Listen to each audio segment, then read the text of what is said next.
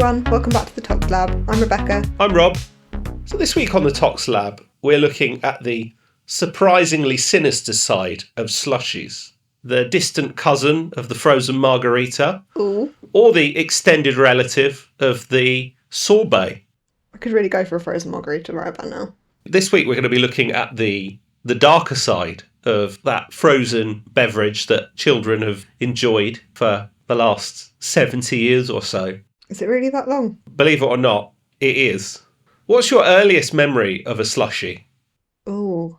I think it must have been at one of those like soft play things at a birthday party, getting to pick out the blue raspberry flavour, sitting drinking it, and then showing everyone your tongue that's all gone blue.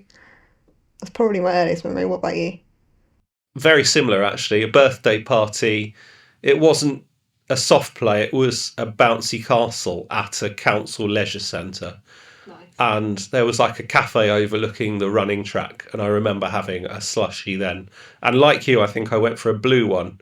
And actually, I remember being really disappointed because after about 10 seconds, you've sucked all the flavour out the bottom, and I think it's all gone. That's it. You're just left with ice. Yeah. But the best bit is your tongue turning different colours. It's just the novelty of it. The novelty, definitely. So yeah, we're going to be looking at this idea of slushy poisoning. Now, this was an episode suggestion from one of our fans, so thank you very much for suggesting this. And slushies have been in the news over the last 2 or 3 years. Yeah. There's been a number of cases of children becoming really unwell after ingesting slushies.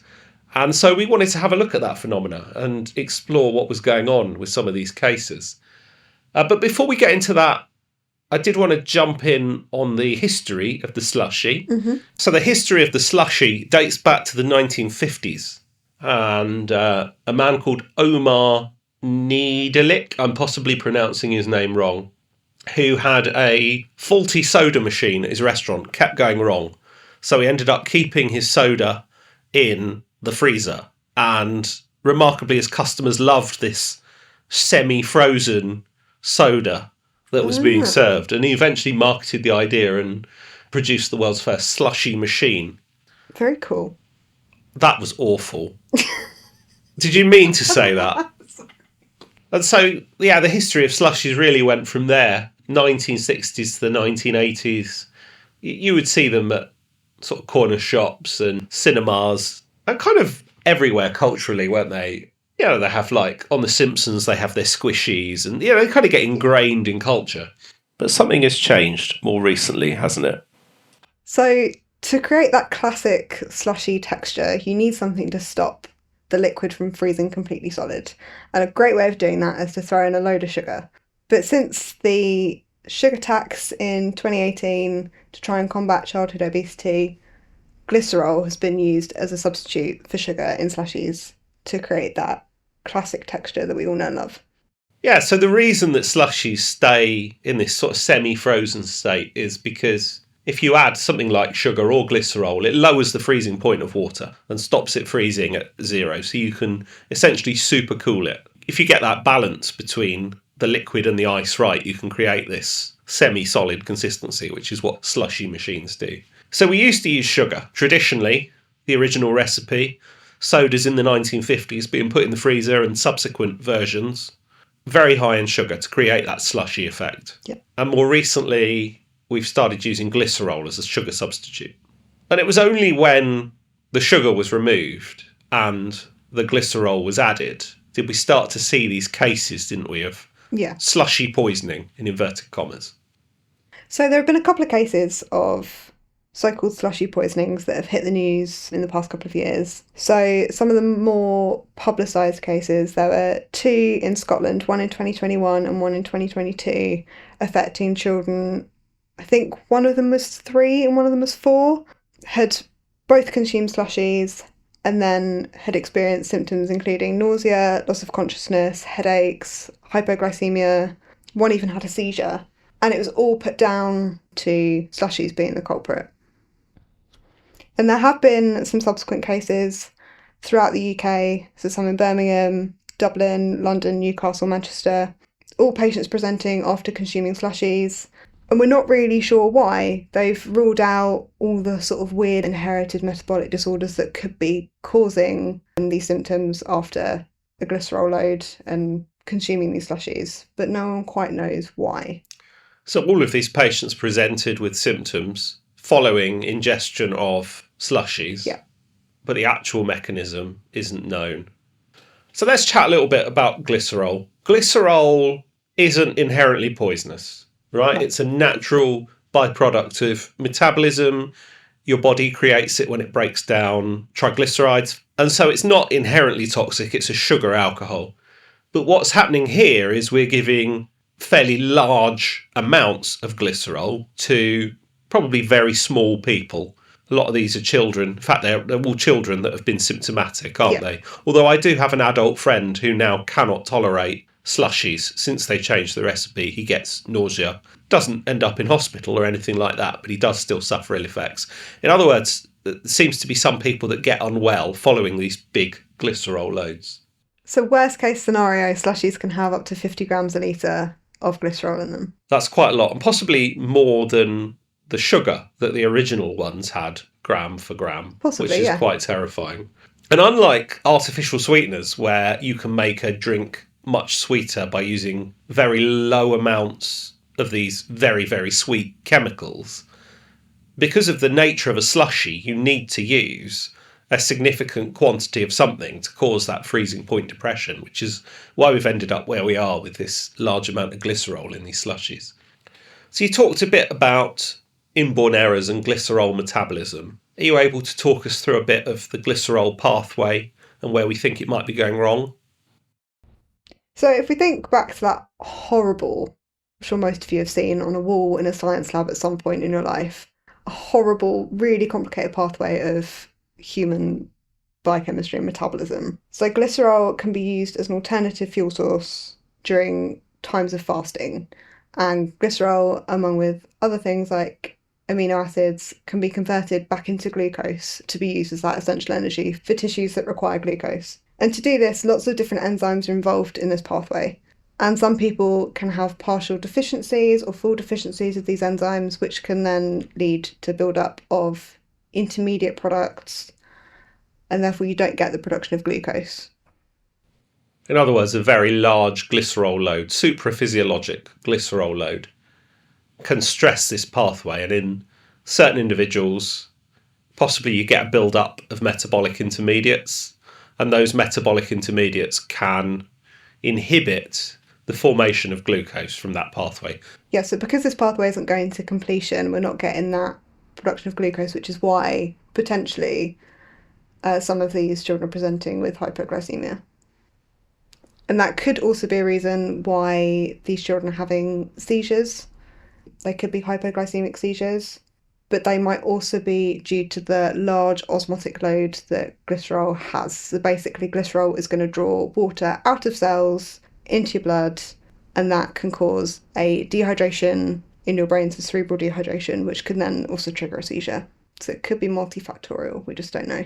So in other words, glycerol builds up plus breakdown products. Doesn't seem to be affecting everyone, does it? I can't imagine. There must have been a lot of kids drinking or eating, not quite sure what the right word is, a slushie in this period. And most of them weren't that unwell. Some of these children were really unwell, weren't they? You know, like requiring hospitalisation, potentially had they not received treatment, may well have had very serious outcomes. Yeah.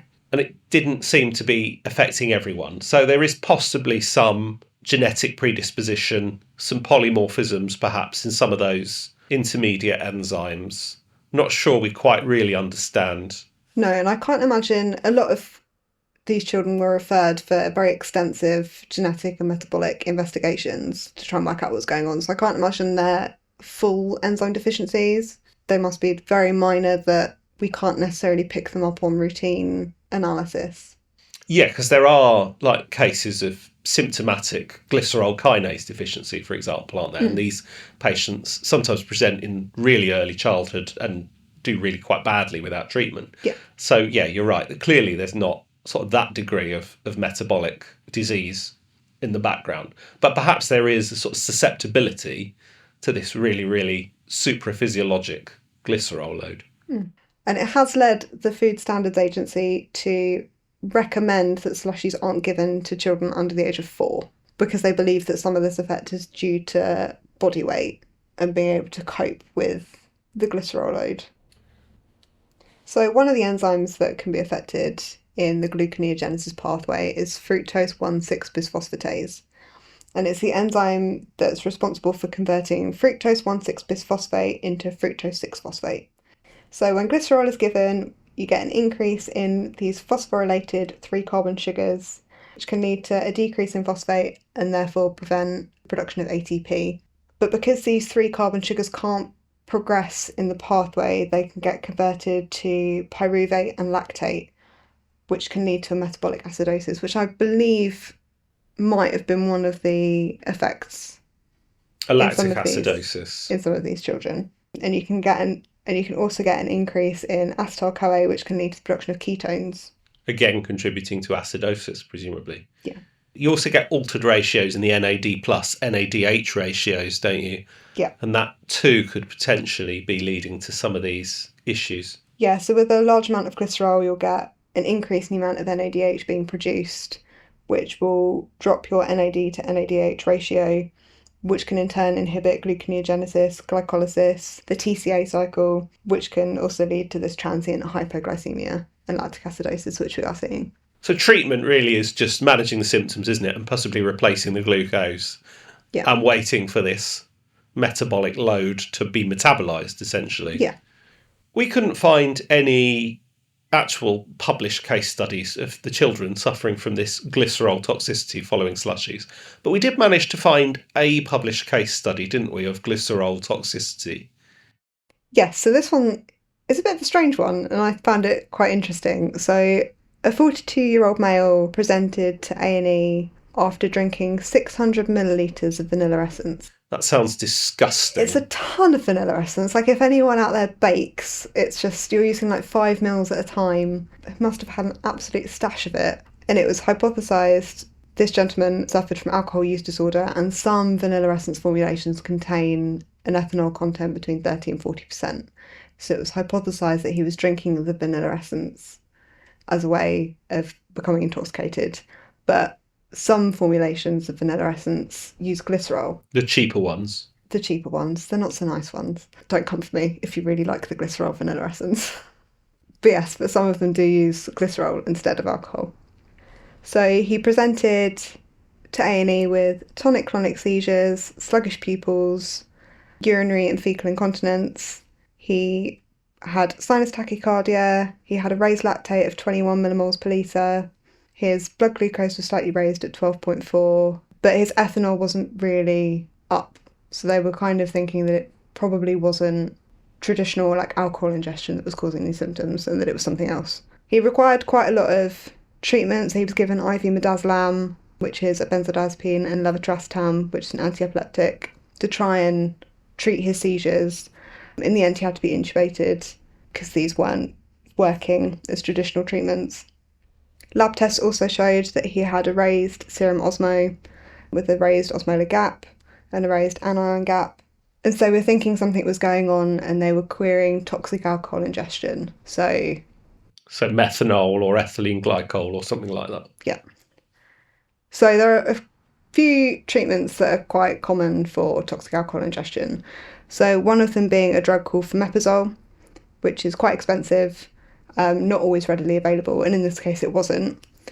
Another treatment is actually, sounds kind of controversial and a little bit backwards, but is treating with ethanol, which is what they did in this case. They put an NG tube, so a nasogastric tube, down and pumped him full of ethanol, basically. Some of this we covered in our methanol toxicity episode a few weeks ago, didn't we? Yes, we did.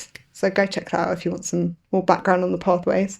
He was also given continuous venovenous hemofiltration to try and filter out any toxic alcohols from his blood. So on an organic acid screen, they found that he had an elevated glycerol, and then they put all the pieces together and realised that, in fact, this vanilla essence that he had consumed was a glycerol-based formula and not an ethanol-based formula, and that was the reason for his symptoms. He remained intubated for approximately 3 days due to agitation. Post-extubation, he suffered with transient encephalopathy. He had difficulty finding words. But this resolved within 24 hours, and he was functionally at baseline on day 5 when he was finally discharged from hospital. So this is an extreme case of glycerol toxicity, but this is probably the same sort of pathway, same sort of effect that we've been seeing in these children following their Slushie consumption. Yeah, so they believed that his seizures were the result of cerebral dehydration due to the large amount of glycerol that he'd consumed. And this has also led to his lactic acidosis, which is why he had a raised lactate on admission. So this is a really interesting situation, isn't it? It's a case of very significant unintended consequences. Yeah. Because we know childhood obesity is a thing. We know that sugar-containing soft drinks are a big driver of that, and therefore there was a plan to reduce the amount of sugar in soft drinks, swap the sugar for glycerol, and instead we've uncovered this other potential issue with this very high glycerol load. I guess the question is what's worse? You know, the public health impact versus the acute risk to some people from this glycerol load. I mean, it probably was a massive oversight. Glycerol, as I say, isn't inherently toxic most of the time. It's not like this is a known, obviously poisonous compound. It's so tricky weighing up benefits and risks in this kind of situation. Like, you're trying to do the most good for the most people, and removing sugar from soft drinks is a great way of cutting out like that exposure to try and reduce childhood obesity. But you do then run the risk of making some children very, very sick. And now the advice is that, as you said earlier, under 4s shouldn't be given slushies. It's tricky, isn't it? Because these are not products aimed at adults. These are products marketed for children. They're not just marketed for children, they are designed for children. Yeah. They're bright blue, they're bright green, they're everything that children love. And now the advice is don't give them to, admittedly, some children. And yeah, okay. Children over 4 are still, according to the guidance, allowed to have them. But even then, I've definitely seen places where you can buy like a novelty cup and you'd get free slushy refills throughout the day. And I suspect that sort of marketing has probably been taken away as well for perhaps reasonable reasons. Yes. I do know that the Food Standards Agency have also recommended that companies producing like the slushy mixes use the minimum amount of glycerol required to create the effect to try and help mitigate this a little bit, because the under 4 ban isn't a ban, it's a recommendation. Of course, yeah, of course. And I believe under 10s it's recommended that they only have 1 slushy and don't keep going back for more. We should point out actually that this only applies to countries where glycerol has replaced sugar as the ingredient in slushies. Yeah. There probably are plenty of places in the world where traditional recipes are still in use. And we don't see the glycerol issues, obviously, if sugar's being used, although we may well see other issues related to high sugar intake. So in summary then, slushy poisoning is a thing, although really it's glycerol poisoning or glycerol intoxication. So what's the advice? If you are out and about and your children want a slushie, or indeed you want a slushie, do you still enjoy slushies, Rebecca? I do, but I kind of like mine alcoholic. Oh, that's a different episode. Frozen margaritas. Oh, you can't say no to a frozen margarita. Actually, so that's a similar effect, isn't it? Except we're using alcohol instead of glycerol to produce the effect. We'll do another episode at some point on margarita toxicity, don't worry. But yeah, if you are out and about and your children want a slushie or you want a slushie, just be aware, I guess, of the fact that the recipe has changed and they now contain a lot of glycerol, and maybe don't overdo it. Yeah, and I think just be aware of the sort of symptoms we've talked about, like losing consciousness, seizures, just being a bit lethargic and things like that. Lethargic. Even early symptoms can be like nausea and just not feeling right, I guess, before you actually get to that really severe hypoglycemia sort of state. Yeah, and just being aware if that's not normal for you or your children to seek help and guidance. So I think we're going to wrap it up here. I hope you've enjoyed listening. Do give us a like and follow on social media or on Spotify. You can find us on Instagram at the_tox_lab. We'd welcome any feedback you have, so feel free to comment on any of our posts about any of our episodes. You can send us a DM. If you've got any more topics you'd like us to cover, then we'd love to hear from you guys. I hope you've all had an amazing week, and we'll see you next time. Bye!